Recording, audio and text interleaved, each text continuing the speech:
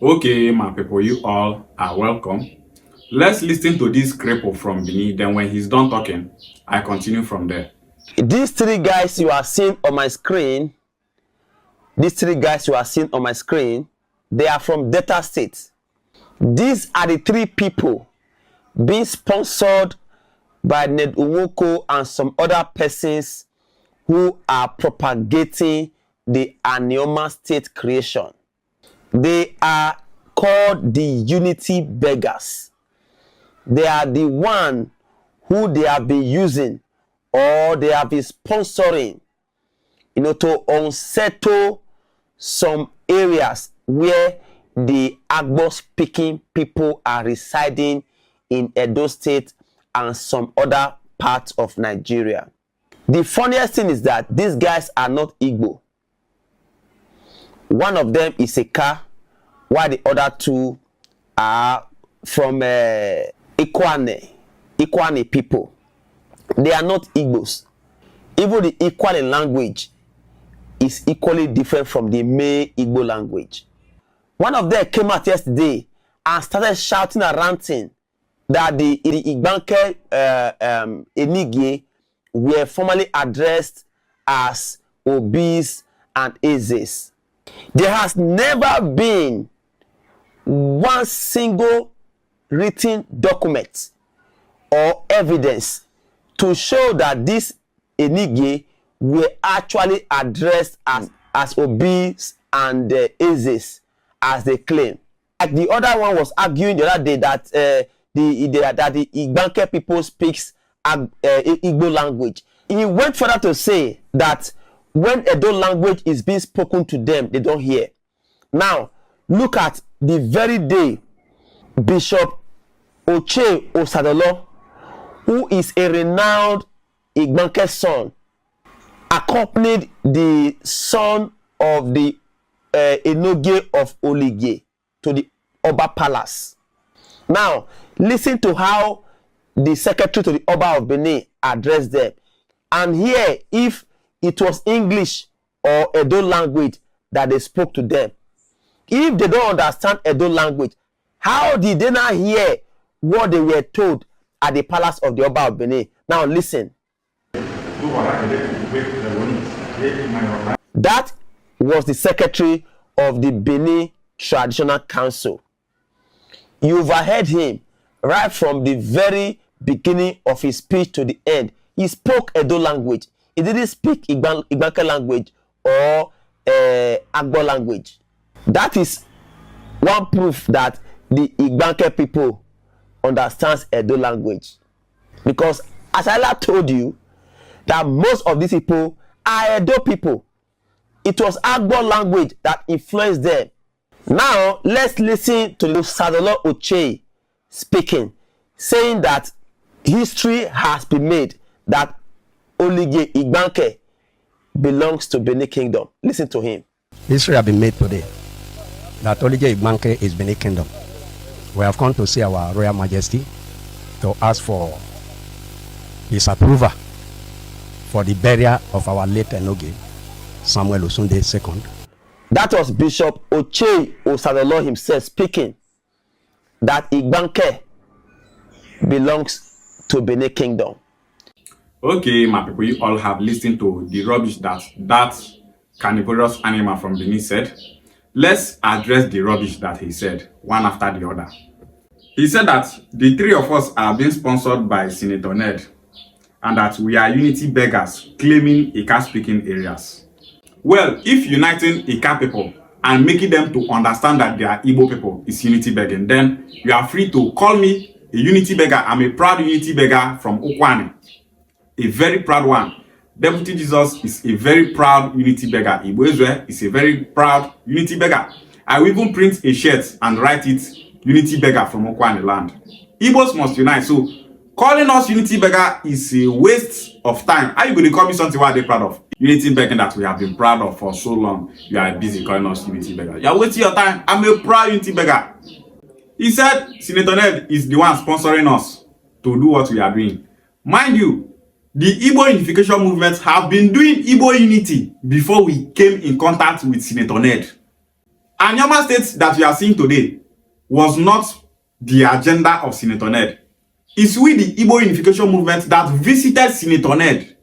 Look at the video here. We visited him and told him that we want Anyama State to be created and boundary adjustment to bring back Igbanke and other Ika Igbo speaking people in Edo State back to Anyama land. That is it.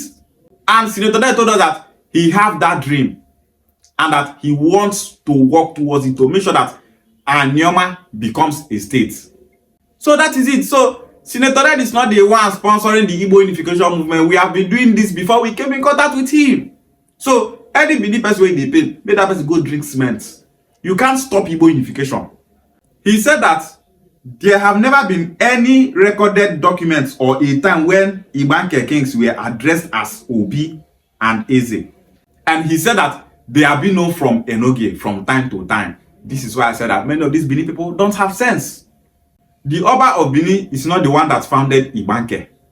Igbanke people are of Igbo origin. Everything about them is Igbo. And they have been calling their kings OBI and EZE before they were made to start answering Enogie. Listen to this historian from Igbanke as he tells us how Igbanke people started bearing Enogie and not OBI that they used to bear before. Listen. You made mention EZE, so we call EZE and all OBI and the Enogie. So how do the word Enogie came, which originally was not indigenous to the people of Igbanke? So yes, and what that Enogie actually means.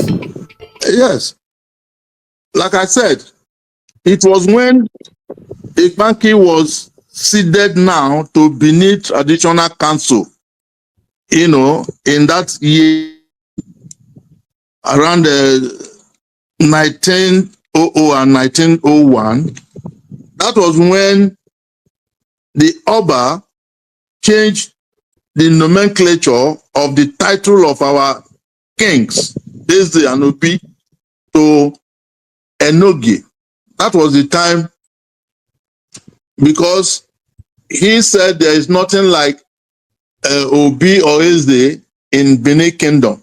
Therefore, to suit for administrative convenience, he changed their title to Enogie. And you know, Enogie is duke in their own domain there. So he reduced our king to a mere chief. And that was why in the edict of 1961, when we are even during the Western region, when we are in the Western region, the edict then was, you have the Enogie of Olije. In 1961 or 62 or thereabout, they also had another one.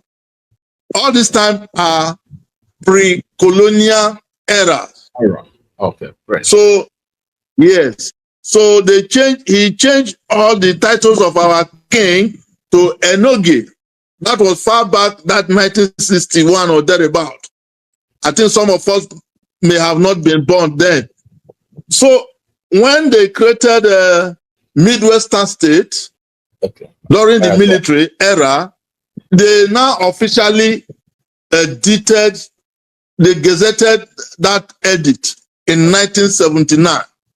With the consent, were the Igbanke people, were they aware? Was there any consent, or were they aware? Yeah, they were our kings. Our king cannot they cannot challenge the authority of the Oba. And you know, most of our people then were not learned, so they were not schooling. So how would they challenge the Oba? Okay. You understand? So that was how we came to be answering Enogie. Before government now gazetted it in that 1979. That's in the whole of 7 local government that make up Edo South Senatorial District, we have only one traditional ruler, and that is the Oba of Benin. So all other ones are chief, traditional chiefs, which he categorized our own king, born kings, not appointed by him. So it's that is the terrain we are. It is now that our children are coming up, learning that we now have mouth to say, no, this status quo must be challenged. And that is where we are today. You see, so Igbanke people are not of Bini origin. This historian just proved that Igbanke people called their kings OBI and EZE in the past. It's just years ago that they stopped using EZE and OBI and started using Enogie because the Oba told them to start using it as a unifying factor. That's all. They are not Bini people. I don't know why many of these Bini people not get sense. Ndechukuna keke dikano okay when maro. Ya bunso bundane. Ya shiri webe unche. Nsusu akare. Now only Mumu know the one accept truth. But Bini people will never accept the truth because anything their Oba say, they believe is the truth. They see their Oba as God. So anything talk now truth. That's why many of them don't have sense to reason. He said that the Olije people from Igbanke that visited Bini Palace speaks and understand Bini language. He said that Igbanke people hears and understand Bini language. Can you imagine? The kings in Igbanke land said that they don't understand Bini language, that if they go to meeting to the Oba Palace, that the Oba Palace will be speaking Bini, that they don't hear, they don't understand, they will just be looking. They said that they will just be looking. And that Bini people are the ones that will interpret to them what they said there. They will even talk both lies, talk everything, give them. They will just agree, okay, now we say the top with this. They communicate with English language if they go to the Oba Palace. That is what the kings of Igbanke said. Igbanke people don't speak Bini. Any Igbanke person that knows how to speak Bini is living in Bini land, in that Bini city. Not in Igbanke land. Nobody from Igbanke knows how to speak Bini language. If you go to Igbanke land and you are speaking Bini to them, they will be looking at you. They will tell you, speak Ika for us. We are not hearing what you are saying. Or you speak English for us. Igbanke don't speak Bini. This is to tell you that this Bini boy na mumu. This boy na mumu. This Bini boy don't have sense. Imagine say that Igbanke and a cat speaking community hear Bini language, speak Bini language. You know to say this boy no get sense. He said that the bishop from Igbanke that visited the Oba Bini said that Igbanke is Bini land. Igbanke is not Bini land. All those things is politics. Only they do not migrate from Bini. They are not Bini people. So you people should stop propagating lies. The bishop said that they are Bini people. Igbanke king said that they are not Bini people. So maybe we can't take the one bishop take or the one where king where they suspend take. If this Bini boy like, let him bring all the false evidence that he have. Igbanke people are Igbo people. You can't take them away from the Igbo race. Igbanke kings use Ofo. They are the Ofo holders in their community. All the 6 kings in Igbanke land, they have their own Ofo. They are not of Bini origin. Oba Bini born, they can't give them Ofo. Oba they use Ofo. We stand by Igbanke kings and Igbanke people. They say that they are Ika Igbos. And Bini people should respect that. Igbanke people are Igbo people. And anyone that touch Igbanke people have touched the entire Igbo race. Ishiegwale.